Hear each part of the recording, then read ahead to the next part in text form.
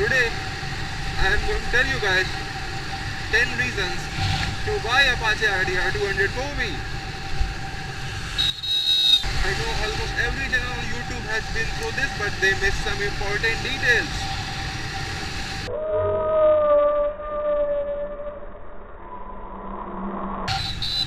Dogfight. Let's start from the front, okay? So the first reason is KYB Racing Spec socks.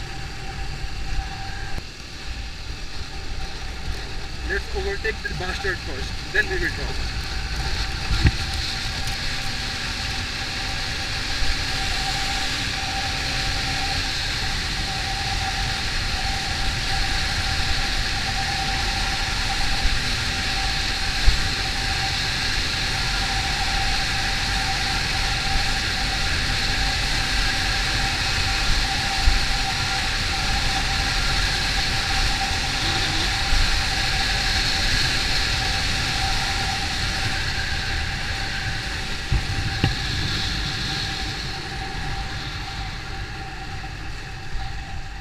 Alright, we are golden. So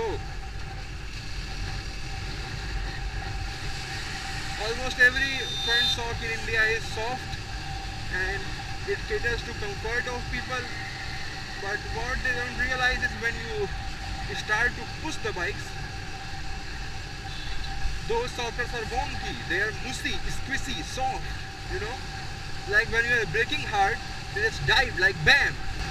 Also, one of the most important reason why you need a stiffer front sock is because of the feedback. It's because of the supreme handling and confidence a stiffer front sock provides in the corners. I mean, I can push this bike 100 plus in broken tarmac. You guys have just seen that. Coming to the second reason, well, is this beautiful, gorgeous, super informative information cluster. I mean, it's the best, the most beautiful instrument cluster there is. You have your gear indicator, you have your 0 to 60 timer, you have your top speed indicator. I mean, it tells you everything. And it tells with such a finesse. It's so gorgeous. Coming to the third pro now, is this well designed and well executed butter smooth engine. I mean, all the reviewers are going gaga about how smooth the engine is.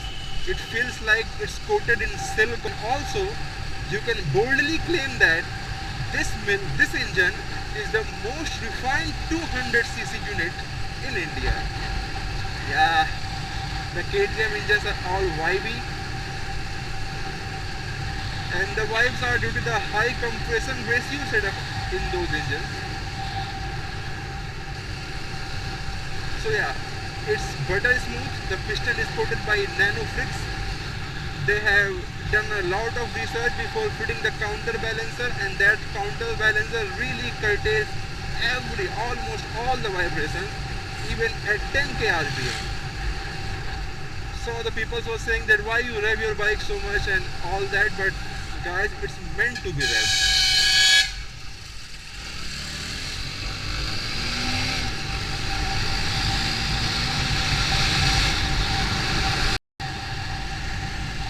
Fourth point, the seating.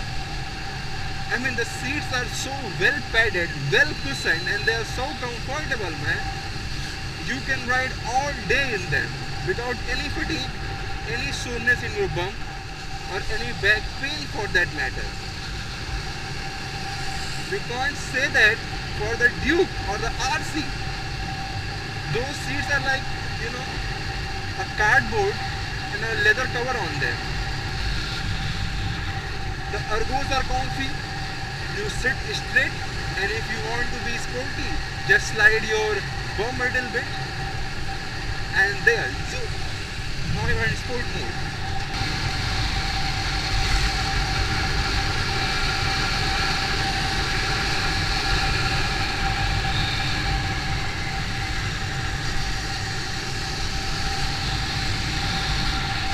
Yes, cornering madness. I mean, I could have gone way faster, but you know, there are two kinds of tarmac running on here, and you don't want to switch on tarmac a mid corner. So I had a much thinner strip to go, but it was decent. It was decent. The fifth reason is, you can say, the handling package due to the super short wheelbase. I mean, RTR 200 got the shortest wheelbase in the 200cc segment, and that short wheelbase combined with that front narrow tire and such sharp rake angles on the front give this bike phenomenal flickability. I mean, you can turn directions 4 times in a second at 100 kmph.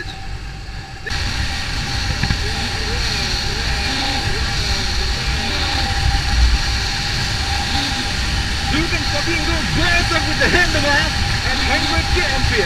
No other bike can do that, you know? Whoa. So yeah, the fifth point is the short wheelbase combined with the KYB monoshocks, 7-step adjustable in the back, and the front end, phenomenal front end, gives this bike the best handling, the most flickable nature in 200cc segment, or you can say it is one of the most flickable bike ever in the Indian biking scene. You can just go bam bam bam wild, man. You can go wild anywhere.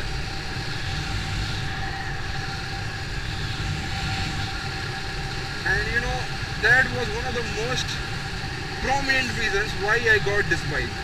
The handling package. Man.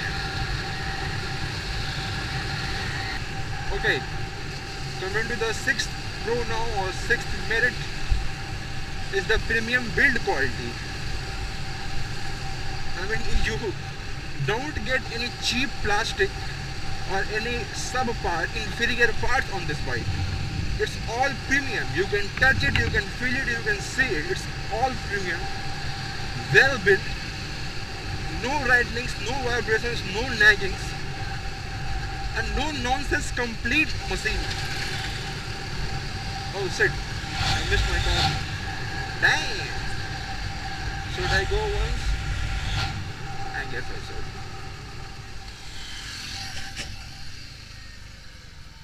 And see how easy the U-turns are. I just thought, and voila.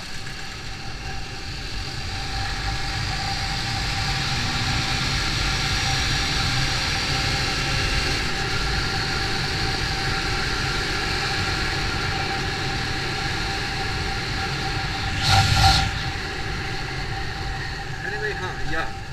So gone are the days and all the reviewers used to justify the inferior build quality on the Pulsars by saying that they have to cut cost. The inferior quality is because they have to cut cost. TVS did that. TVS did better quality in the same price. Beat that, suckers!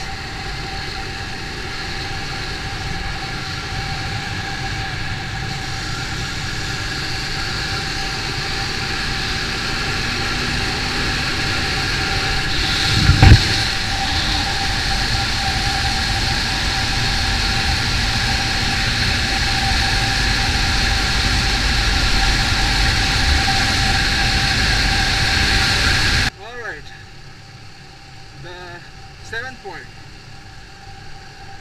Have you guys listened to the exhaust note? I mean, it's all orgasmic. It's all perfection.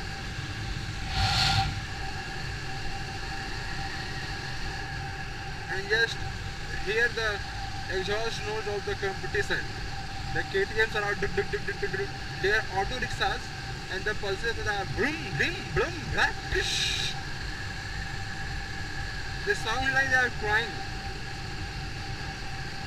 It has a very prominent bassy low note, and when you rev it, it all synchronizes and delivers a symphony to your ears. Just listen to it.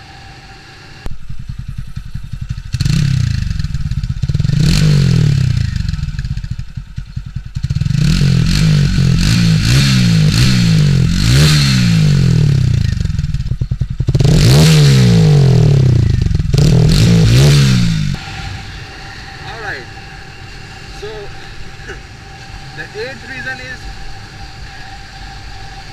the value for money proposition. I mean, in 1,10,000 on road, you are getting a bike which is almost as fast in the 0 to 60 and 0 to 100 figures as a KTM 200cc engine, even a Duke or RC200.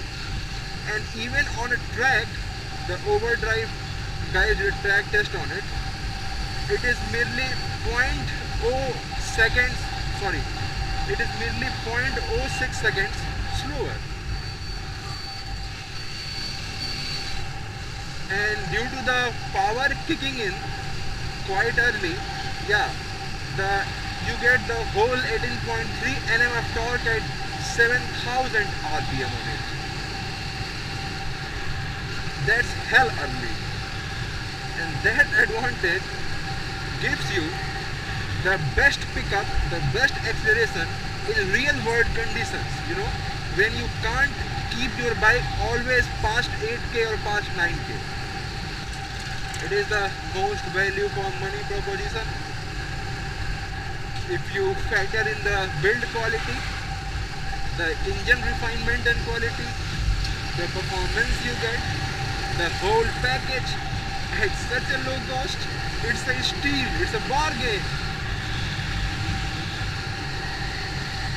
Coming to the ninth point now, I mean, I don't know it's 9th or 8th, it should be 9th or 8th, is the commitment to bringing pure experiences, a pure street fighting lethal mean machine. I mean, the TVS was so committed to make this bike a proper street fighter that they even forego top speed. They even forego top speed. And top speed is how the Indians measure performance of a bike. I mean, they could have put a bikini fairing on it. They could have made the 5th gear a little shorter and have added a longer 6th gear. And that would have given this bike a true top speed of 140, 145 or even more. I mean, with a full fairing, this bike can do 150 on the speedo at least, just like the RS200 does. But their commitment to making a no-nonsense, pure, naked street fighter machine made them make all the gears short, make it purely naked, devoid of any kind of fairing, tune the engine for a lot of oomph in the low and mid range. I mean, Street Fighter stands for lightweight, sharp handling, bare minimum designing elements, a potent motor in the lower range. This bike checks all those points. So yeah, you are getting a proper street fighting machine, a pure experience.